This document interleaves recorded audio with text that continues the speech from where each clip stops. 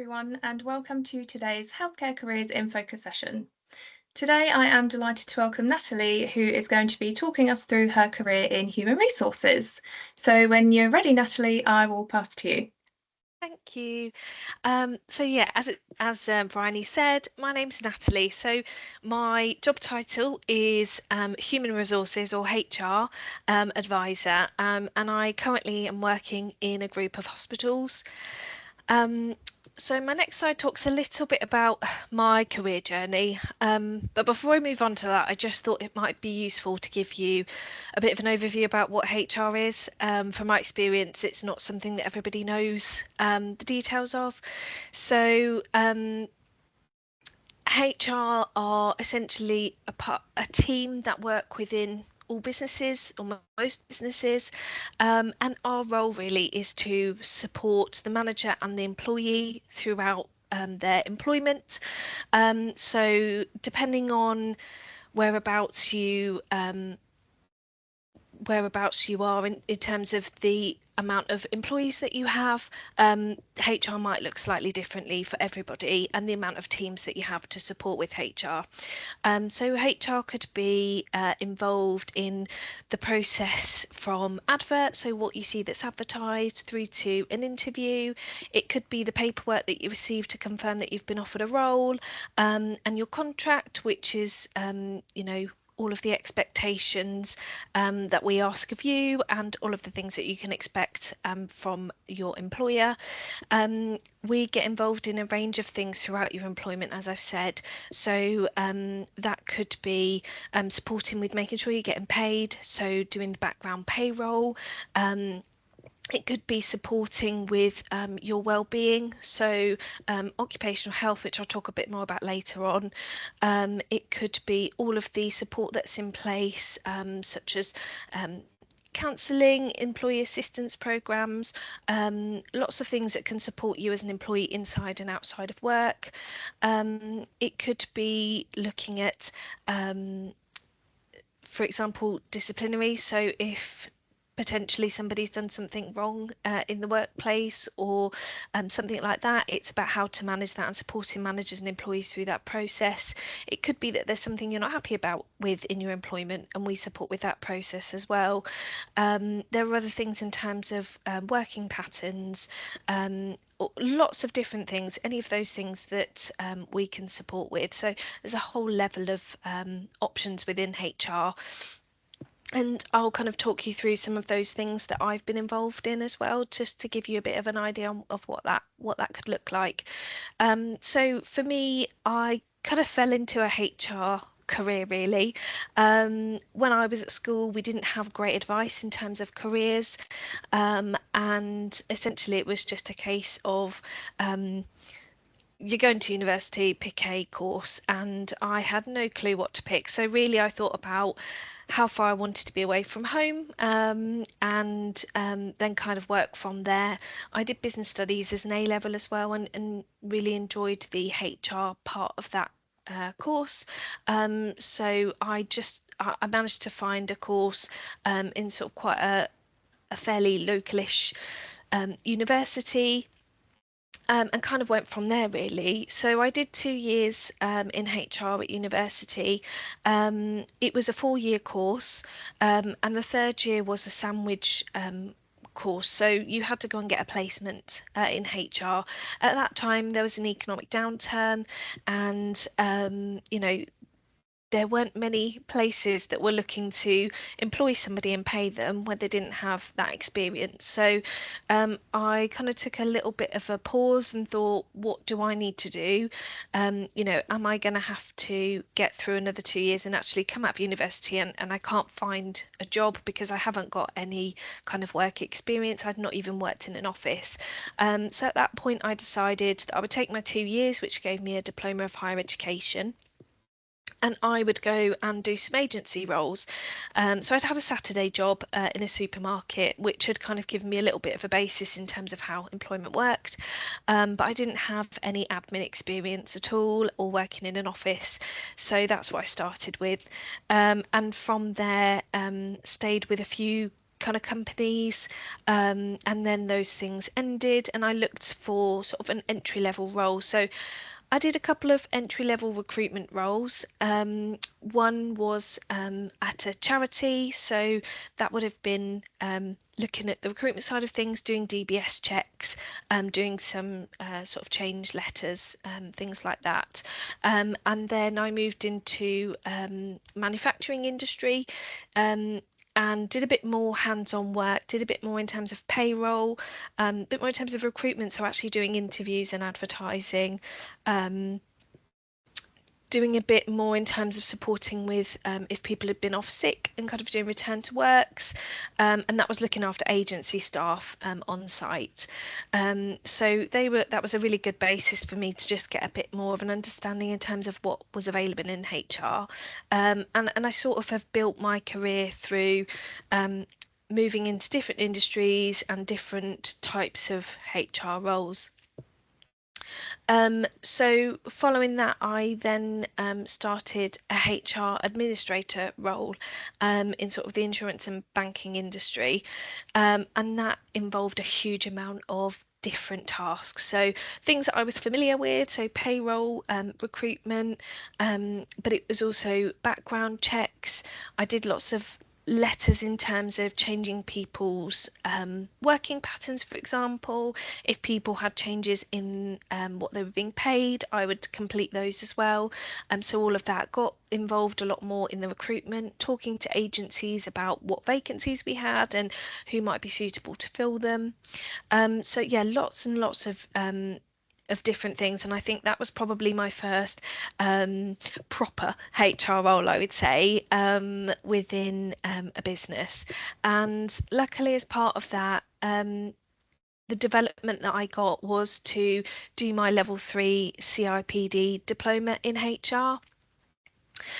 So that for me was a really good opportunity. It was a 6 month course, and I did that with blocks. So I would take sort of a week out every so many weeks, and go and do a course with some others and have a tutor. And that involved mostly doing group work, and then from that coming out and completing essays and assignments. Um, so that for me was a really good stepping stone and gave me also that theory as well as being able to use the practical, and I found that really helpful. Following on from that, I then went to work as a HR advisor and then got a promotion to HR manager in an independent school. Um, it was it was a little bit tricky trying to move from the HR admin role to the HR advisor role because there was a bit of a gap there. But I found the school were really wanting to support and develop me, and they really took a chance in seeing what I was able to accomplish with them, and took all of that into account and really gave me a chance. So that was really helpful for me, and actually again opened me up into a wider amount of things that I could do within HR. Um,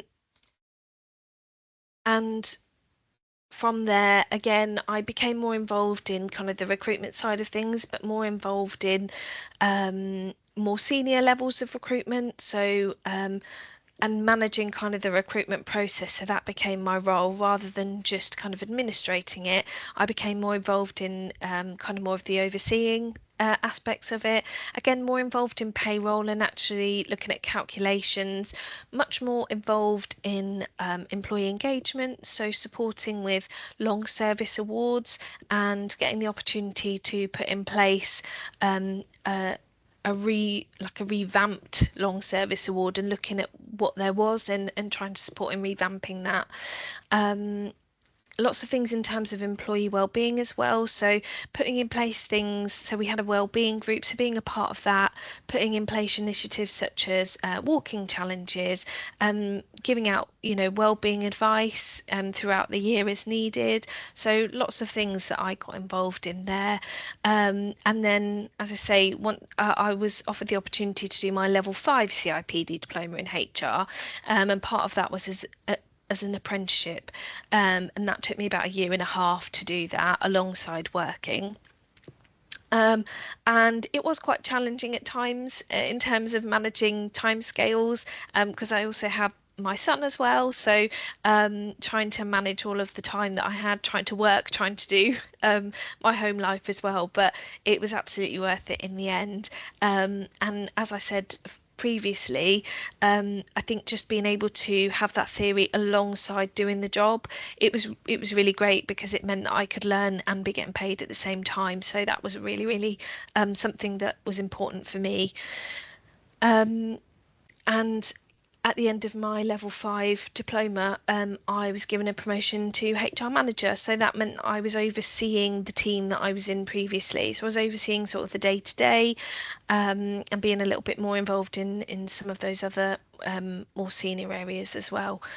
So that was really exciting for me, getting more involved in putting together policy and procedure. So a big thing about HR is that a part of HR is building with others in the business those policies and processes that we have. So how we're going to deal with certain situations, what the expectations are for managers, what the expectations are for an employee, and what expectations there are for us to support in HR in dealing with that. So I also started looking at the policy side of things, which I hadn't been involved in before, and how to kind of review those and put those in place and update them, keeping them in line with, up to date employment law. So that was really, really helpful for me getting that level five, because it really helped me to kind of move up in my career, which is what I'd been looking for. Um, Following that, I moved into a more HR projects role, which is something I was really interested in doing, something I hadn't done before.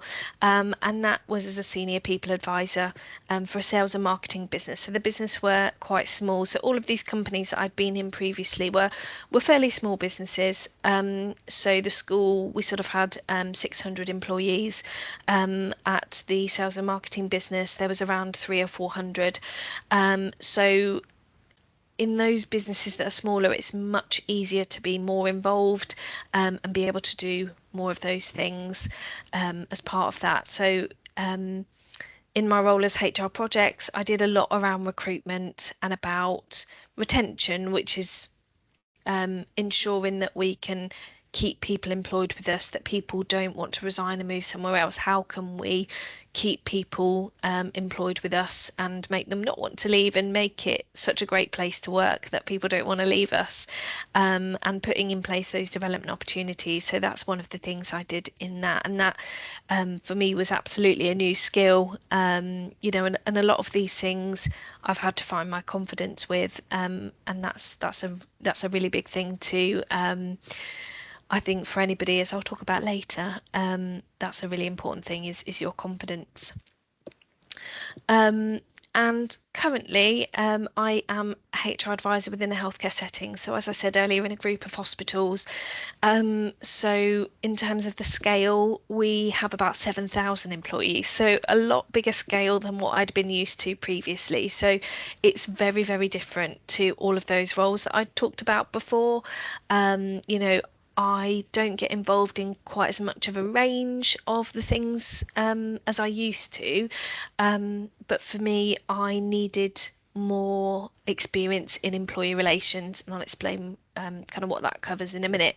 So I needed to get more experience in that. So I thought the best place to go would be this healthcare setting. And there are lots of different teams within our HR team that deal with lots of different things, purely because of the amount of employees that we have. We need more teams to be able to deal with the volume of requests and support that's needed. So that's my current role at the moment, and I'll talk a little bit more about that now. So, as I said before, a day in the life of can differ depending on what type of HR you're in and the size of business that you're in as well. So, for me at the moment, the things that I deal with are what we would call employee relations cases. So, they are things such as short-term sickness or long-term sickness. So, if somebody has been off, so when we talk about policies and procedures, one of our policies is the sickness policy, and in that we talk about what we expect as a group of hospitals, what we expect our employees to meet in terms of sickness levels. So if you're going over that, then there's a more formal process that starts, and we talk about what support we can put in place, and we have to have those formal meetings, as well with long-term sickness. So if somebody's off a month or more, we start to get involved and support managers in having some more of those formal conversations about how we can support people back into work. Is there something underlying that we can help and support with and put things in place to enable them to be back at work, and when they're in work to be comfortable in work as well. It might also cover performance. So if somebody is not fulfilling their role, so if they're not completing all of the tasks that we've asked them to the expected level, we might have a conversation about performance, and we would support the manager with doing that. So the manager is always the first the first port of call. The manager will start to have some of these conversations, and we will support them with the policy and process. So that could be a whole range of things. So we always start off looking informally, where we can do, and when things progress further, then we have to support from a formal stance. As I talked about earlier, disciplinary might be one of them. So if somebody has done something that potentially they shouldn't have done, that goes against the values of the trust, for example, then what we would do is potentially have discussions with the manager about, is this something that's occurred before, and how we're going to manage that for that person. A grievance, as I was talking about earlier, a grievance is, for those of you who don't know, is when you are not happy with something in the workplace, and you want to raise a complaint. So that would be when we would support. So again, we try to do those things informally where possible, but we would always support from a HR perspective as well. And our role in HR is about the risk that that might have to the business if we're not following those processes. Because if we're not following those processes, our employees could potentially put in a claim to an employment tribunal, which means that potentially we could be in trouble for not having followed the process that we were supposed to, when dealing with some of these things. So that's kind of where we sit with that. There's also organisational change, which really is looking at how the business and the teams are structured. So if a team actually is not working the way it is, it's about supporting to look at, actually, are there changes that need to be made to people's jobs? Do we need less people of a certain job title and more people of another? Do we need to look at increasing hours or decreasing hours? Those sorts of things. That's what we call organisational change, and there's a formal process that we have to go through in regards to employment law as well, to make sure that we are doing everything in the correct way. So those are the things that we get involved in, and some of them can be quite complicated and others not so. Also deal with policies, as I talked about a little bit earlier, so updating those and creating new ones. So that might be going out and looking at other hospitals and what they've got in their policies, thinking about any new laws that have come into place that we need to update as well, and just thinking about how we can make our policies and processes as easy to follow as possible, and as fair as possible for everybody. So that's another one. And then training is something that we also support. So training managers on these policies and processes. So we have sort of bite-sized training sessions, sort of, I suppose, in a similar format to what I'm doing today. So we might have slides, we would have people attend, and then we would have a Q&A at the end, so question and answers at the end if needed.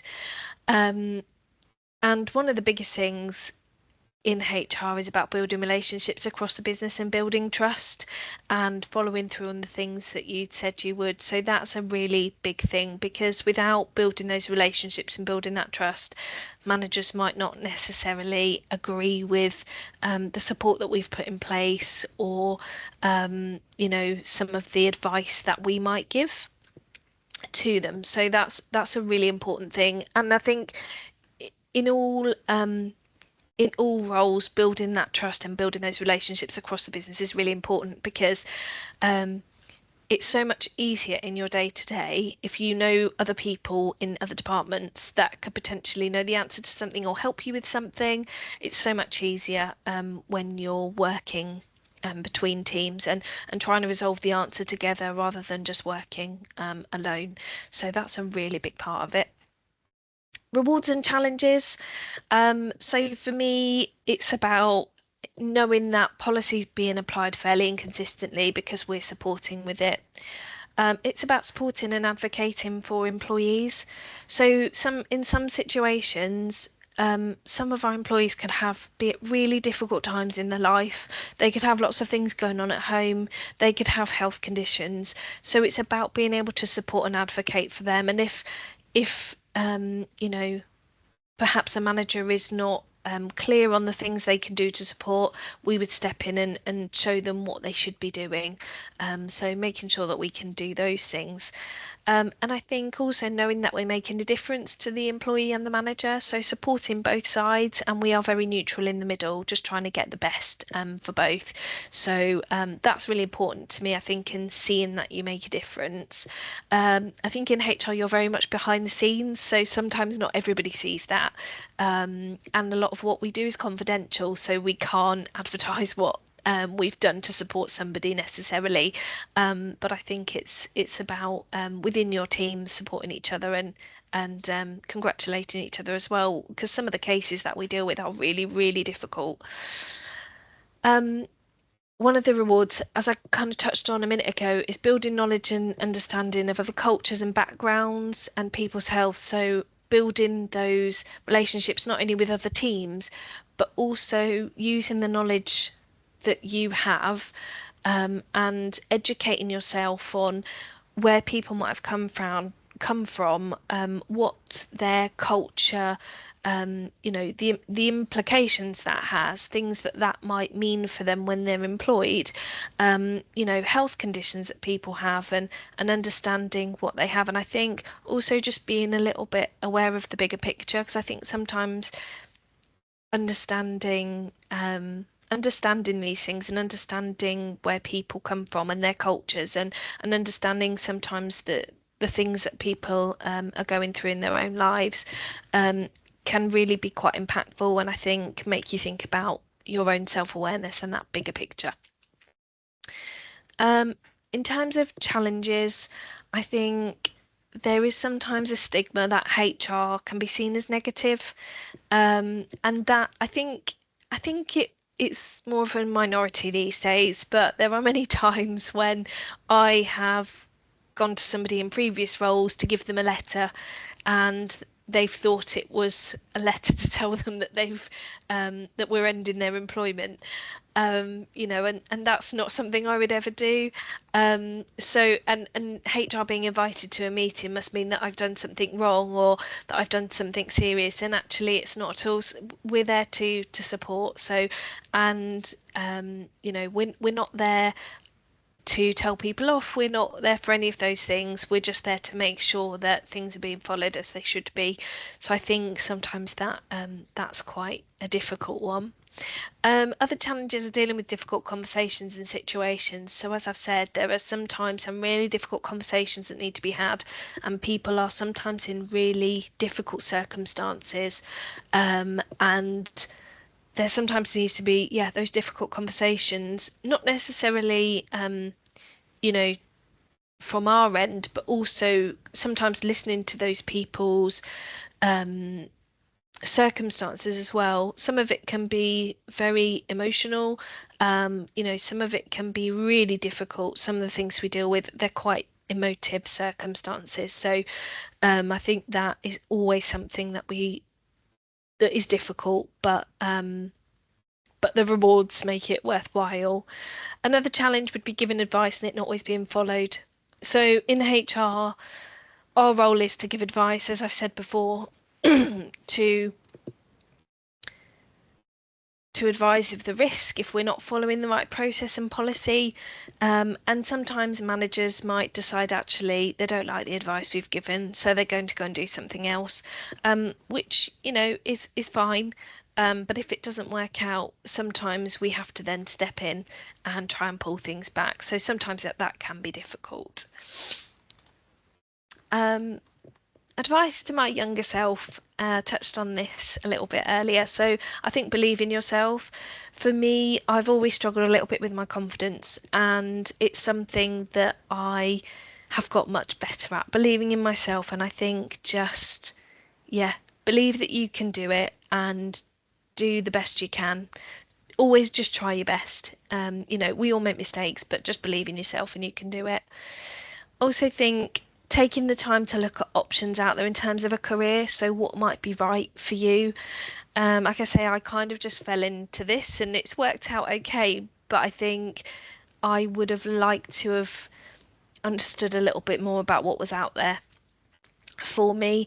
I think ask people for advice, shadow people in roles, in jobs if you can, talk to people in that career and find out what it's really like. Don't be afraid to ask for help either. So it's okay not to know the answer. It's fine, and asking for help. I think sometimes we shy away from that a little bit. So I think it's always good to speak up.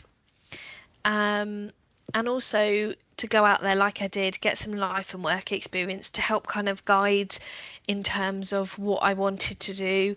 Um, so I think that could have helped a little bit more if I'd have done more of that and gone out and put myself out there a little bit more as well. So yeah, just a few a few bits of advice to myself.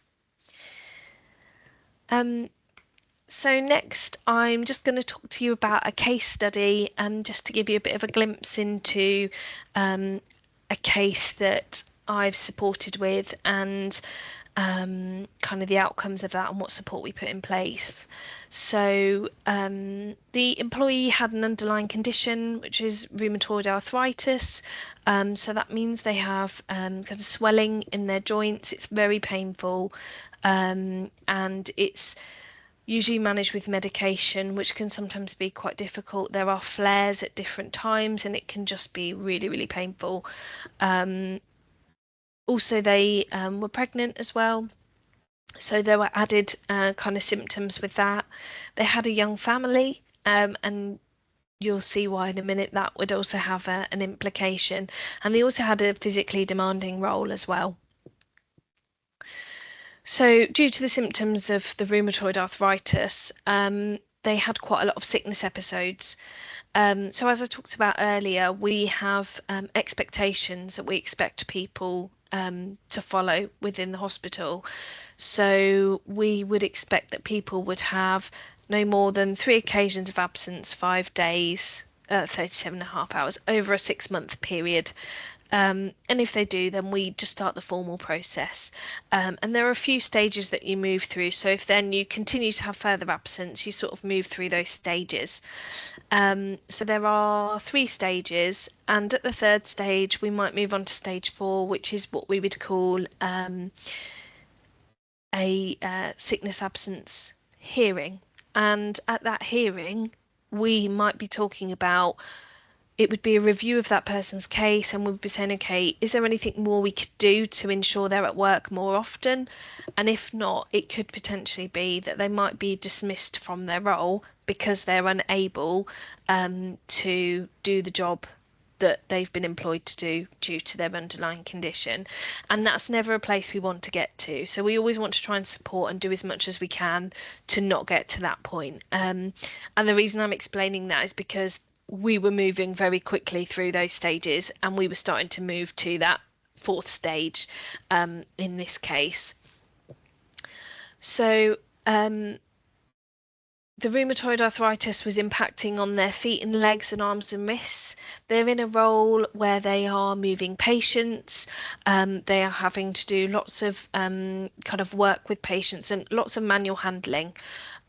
So that is obviously having a massive impact on them as well. Also being pregnant, obviously there's a little bit more weight when you're pregnant, which causes more stress on your joints. So that was really causing a little bit more pressure on her as well. And obviously, when someone's pregnant, we wouldn't ever take that into account when thinking about whether we're moving through the stages. So, pregnancy related sickness isn't counted by those triggers at all. So, this was really all about the rheumatoid arthritis.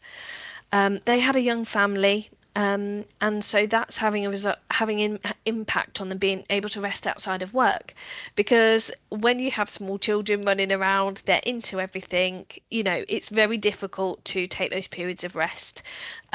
So they were finding that really difficult, and then that is then having an impact on them feeling unable to work. So that's causing more sickness as well. So as I said, their role was manual handling, and they're on their feet for the majority of the day. So when that's impacting on their feet and legs, that's really not great for them. Um, the employee also really loved their role, and they were really concerned about potentially having to have a change in career. So at this point, we started to look at what adjustments we could put in place. So the manager had asked for some support. So adjustments they'd put in place prior to me getting involved were looking at later start times for the employee, because it was taking her a lot of time to walk from her car. We also looked at whether we could get particular car parking spaces closer to where her area of work was. We also put in place what we called 100% uplift for adjusted sickness triggers. So rather than having the 3 occasions over the 6 months, it then becomes the 6 occasions, so that we're putting that support in place so that person isn't having to have those formal meetings, because those formal meetings result in potentially in a warning happening and moving through the next stages. So what we did was put that in place to kind of avoid them having to go through these meetings as often. We put in adjustments for the role as needed, and we did a risk assessment for pregnancy, and we put in place everything for that. But it's quite limited when you're in a manual handling role as to what we can do. So we had a discussion with the person and talked at length about potentially looking at redeploying them, so moving them to another role to support them, which means that actually they might be able to attend work more often. We wouldn't then have to move through these stages, and it means that also they're much more comfortable at work as well. So we found, luckily, the manager went and found a vacancy for them to fill. So we put them into that in an administrative role. So it was still within their same team, luckily, but we put them into more of an administrative role. But we can look across the hospitals and see what we can do to support. So we put that in place for her until she went on maternity leave.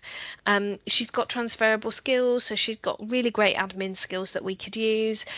She could also work from home, so there was that flexibility rather than having to come into work and having to walk from her car. There was a possibility to be able to work from home some of the time, and more option for flexible working, taking breaks when she needs to, all of those things, and just being able to support herself and being a bit more comfortable. So yeah, that was really helpful. In terms of who we work with, so the line managers were supporting day to day. I was supporting the manager with options, with policy and process, how what other options can we look at? Are there reasonable adjustments? Do we look at redeployment? All of those things. We also had occupational health. So for those of you who don't know, occupational health is essentially advisors who are trained, who are medical nurses. Most of them are nurses. We do have a doctor as well, and they will meet with our employees when we need support, and they will advise on what adjustments might be needed. They can also signpost that employee to any support they can get outside of work as well, any counselling they might need if that's appropriate, lots of things. So they help to give us recommendations as to what we can do to support that person. And so they gave us some advice and recommended adjustments, which we went through with her. Also the admin team manager, so the role that she was redeployed into, the manager for that team was supporting with accommodating that temporarily and with all the reasonable adjustments as well. So, and the line manager and the new manager were checking in quite often to see how things were going. So yeah, it really was a team effort. The outcome of that was that there were no further episodes of sickness until her maternity leave.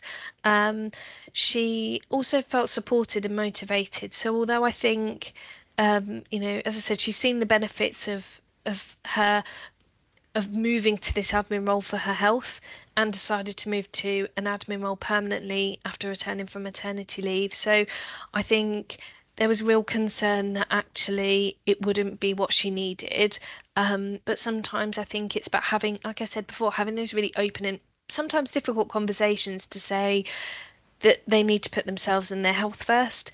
And actually, let's try this. Let's try and see if it helps. And actually, I think doing it